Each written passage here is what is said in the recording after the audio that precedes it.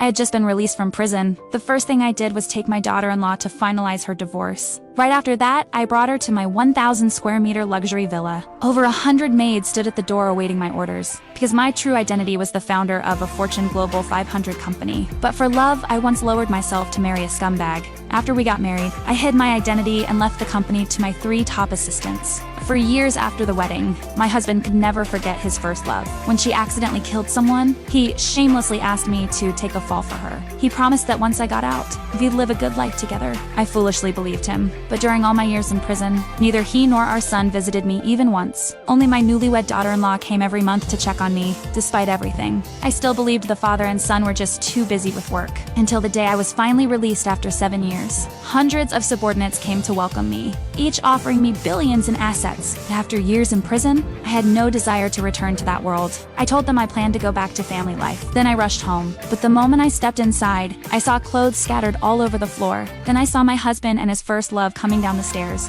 Furious, I confronted him, asked if he had forgotten our promise before I went to prison. He said he didn't remember anything. His words cut like a knife. What hurt even more was my son approving of his stepmother, because deep down, he looked down on me for having served time. He was ruthless for the sake of profit, pretended to love his wife on the surface, but beat her black and blue behind closed doors. Even worse, he forced her to entertain other men just to secure a big order. After all this betrayal, I finally realized how blind I had been. I never imagined father and son could be this heartless. So I immediately decided to divorce and take my daughter-in-law with me. They thought we couldn't survive without them, so they agreed without hesitation. My daughter-in-law didn't know who I really was, but she had long been fed up with that life, so she also agreed to the divorce. As we walked out of the civil office, The first love came over with a smug look and a signed order in hand. She claimed she had secured a billion-dollar deal with the city's richest man, and warned us there was still time to back out. I found it laughable, because I could cancel that deal with a single phone call. But I didn't want to expose her yet. I wanted that father and son to fall from their highest point. Then I brought my daughter-in-law to my mansion. She looked confused. I just smiled without saying a word. Then I ordered trays of jewelry to be brought in. Told her she had suffered enough over the years, and I would make it up to her from now on. At first she couldn't believe it, until I handed her an appointment letter, naming her the executive director of the group.